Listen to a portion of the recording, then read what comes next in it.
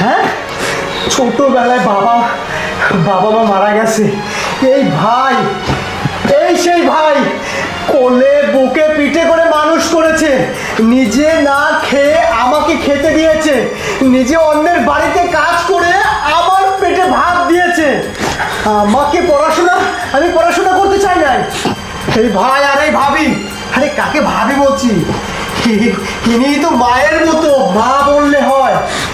এনারা দুজন আমাকে আমাকে স্কুলে স্কুলে নিয়ে গেছে, মানুষের মতো মানুষ করে আজকে এই যে এই এই জায়গায় দাঁড় করিয়েছে। আর আর তাদেরকে তুই তুই অপমান করতেছিস না, খাবারের প্লেট থেকে মাছের মাথা কেড়ে নিচ্ছিস, আমার ভাবিকে যাতাই বলতেছিস কেন? এই কথা বলার অধিকার কে দিয়েছে তোকে বল? ভাই থাক না, তোমরা আমাদের জন্য নিজেদের মধ্যে অশান্তি করো না। আমরা তো এখন অকর্ম অথর্ব, কিছু করতে পারি না। তোমার ভাই বাড়িতে পড়ে আছে অসুস্থ, বসে বসে খাচ্ছে, স্বাভাবিক, সবাই বলবে। ঠিক আছে ভাই, আর তোমাদের সংসারে ভাবি, তুমি চুপ করো, তুমি চুপ করো।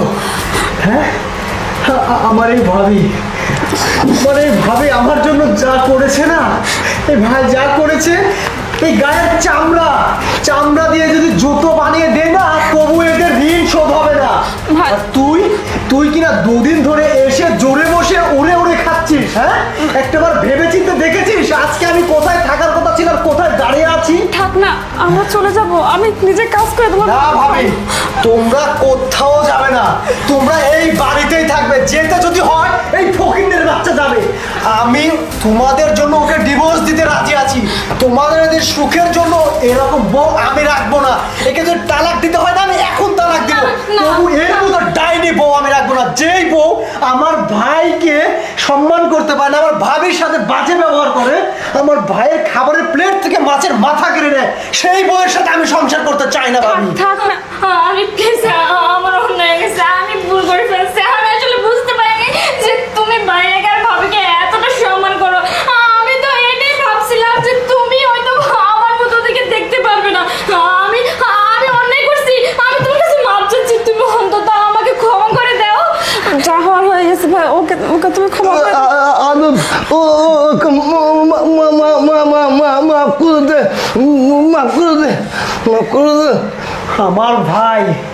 আমার ভাই বললো জন্য তোকে লাস্ট বারের মতো একটা সুযোগ দিলাম।